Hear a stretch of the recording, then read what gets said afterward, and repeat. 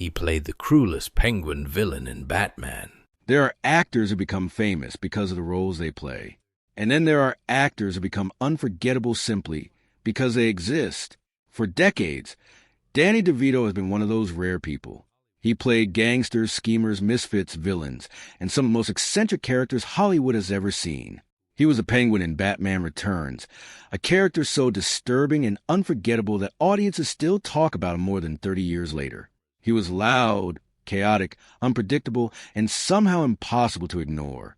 Standing only 4 feet 10 inches tall, Danny DeVito never looked like a traditional Hollywood star. But that never stopped him from becoming one.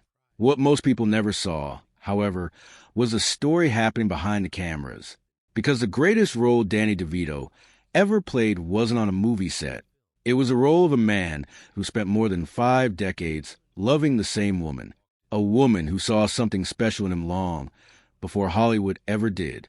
A woman who walked into a tiny New York theater one winter night and changed the course of his entire life. Today, at the age of 81, Danny DeVito speaks about that relationship with a warmth and honesty that feels increasingly rare.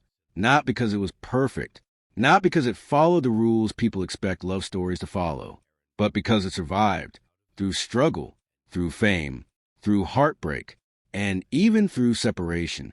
Their story forces us to ask an uncomfortable question. What if love doesn't always look the way we're told it's supposed to look? What if the strongest relationships aren't the ones that never change, but the ones that keep finding a way to endure? To understand that story, we have to go back to the beginning. Back to a little boy born on November 17th, 1944, in Neptune, New Jersey. A boy who entered the world carrying challenges he could never have imagined. From the very start, life seemed determined to remind him that he was different. His mother, Julia DeVito, was already 40 years old when he was born. She had raised children before. She wasn't expecting another baby. Years later, she would speak about it with surprising honesty. "I didn't want him," she once admitted. Then she added something equally important, "but I'm so proud of him." Those words stayed with Danny for the rest of his life.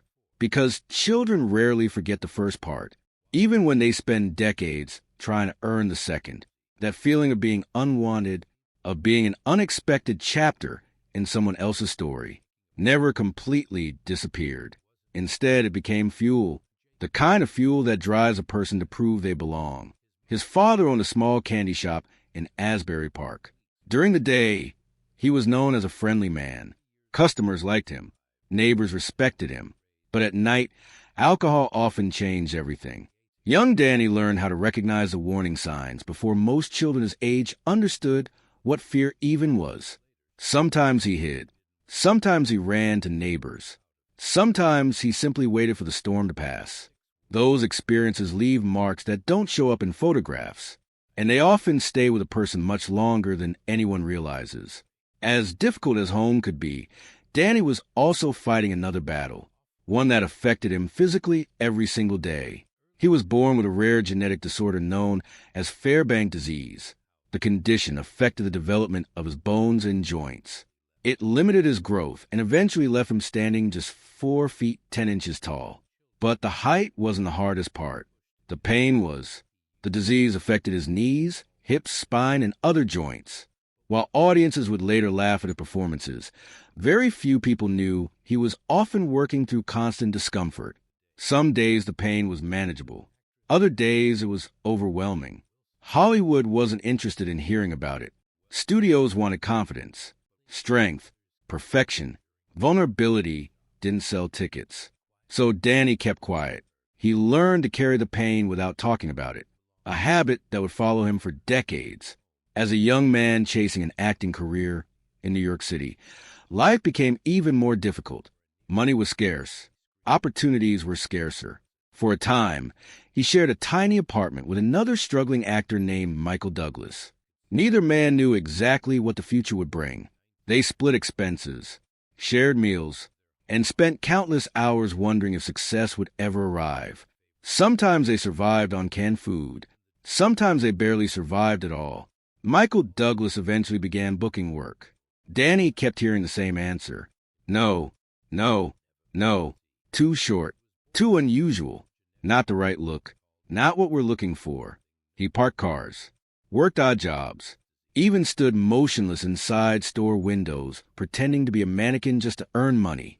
At one point, things became so difficult that he lived out an old Volkswagen Beetle.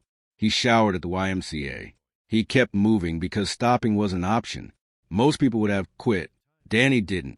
And then Hollywood presented him with an opportunity that could have changed everything. A studio executive offered him a deal worth what would be close to $1 million in today's money. There was only one condition. He would need surgery. Not because of an injury, not because of a medical necessity, because they wanted him to look more acceptable, more marketable, more normal. The message was clear. We like your talent. We just don't like your face. Danny's response became one of the defining moments of his life. He refused. Then, according to the story he later shared, he burned the contract, not because he was arrogant, because he understood something many people never do. If success requires you to become someone else, is it really success? I'd rather be a first-rate version of myself than a second-rate version of someone else. That wasn't a slogan. It was a philosophy, and it would guide every major decision he made from that moment forward. By the beginning of 1970, Danny DeVito was 26 years old. He had survived a difficult childhood. He was battling constant physical pain. He had endured years of rejection. And despite all of it, he kept showing up. But there was still one thing missing: success, recognition, and perhaps most importantly, someone who truly saw him.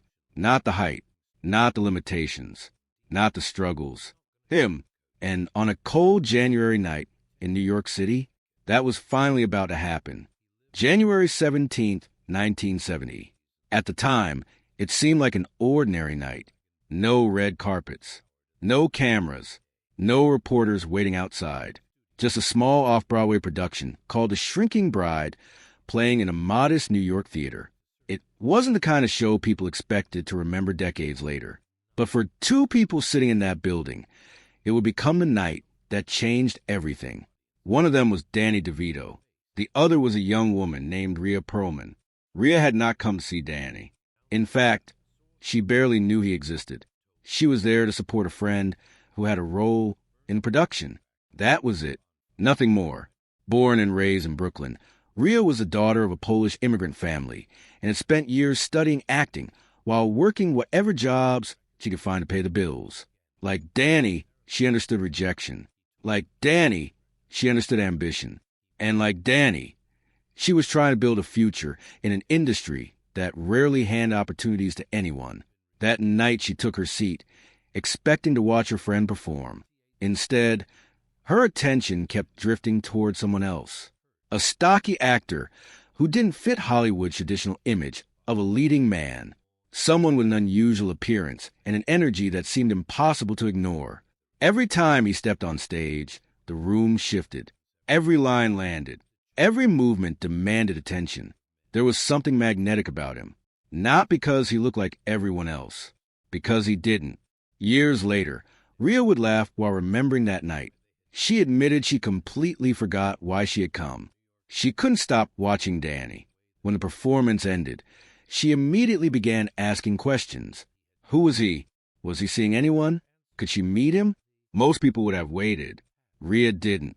She later joked that she came onto him big time. And honestly, she wasn't exaggerating.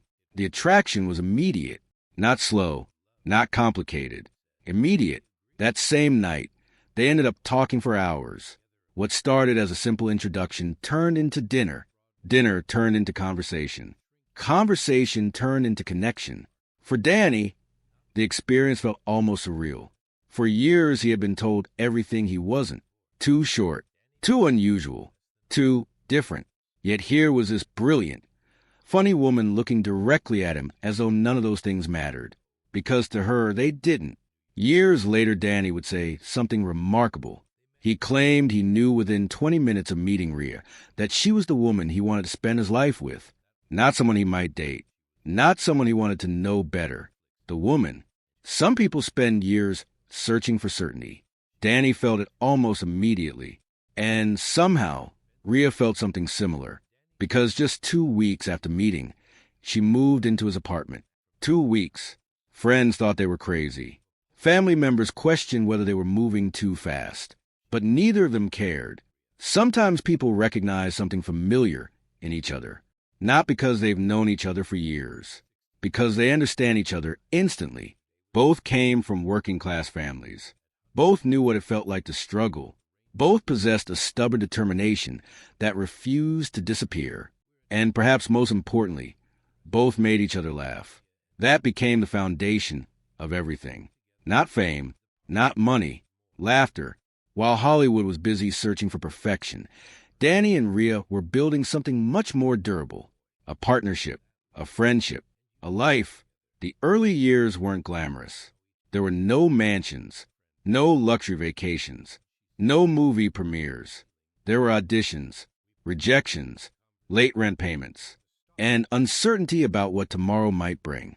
But there was also trust, the kind of trust that forms when two people face difficult circumstances together. During those years, Danny's friendship with Michael Douglas continued to grow. It turned out to be one of the most important relationships of his professional life. By the mid-1970s, Douglas was producing an ambitious film adaptation of Ken Kesey's famous novel One Flew Over the Cuckoo's Nest. The project had enormous potential. It also carried enormous risk. Douglas believed Danny belonged in the film. Others weren't so sure. The studio wanted recognizable names. Director Milos Forman initially had concerns, but Douglas kept pushing. Eventually, Danny got the role of Martini, one of the patients in the psychiatric hospital. Interestingly, it wasn't entirely new territory. Years earlier, he had already played the same character in a stage production. Now, he would bring Martini to the big screen. His screen time was limited, less than 6 minutes. Yet audiences noticed him immediately. There was something unforgettable about the performance, something genuine. The film exploded into a cultural phenomenon. It won 5 major Academy Awards, including Best Picture. Although Danny didn't receive an Oscar nomination, his career suddenly looked very different. For the first time, Hollywood wasn't ignoring him. People knew his name. Doors started opening. And then he made a decision that almost everyone around him considered a mistake. In 1978, he turned down multiple movie opportunities to audition for a television sitcom called Taxi. His agent thought he was making a terrible choice. Television wasn't considered as prestigious as film. Many actors viewed it as a step backward. But Danny trusted his instincts. When he read the script, he saw something special. The character was Louis De Palma, a dispatcher who was rude, manipulative, selfish, and often hilariously cruel.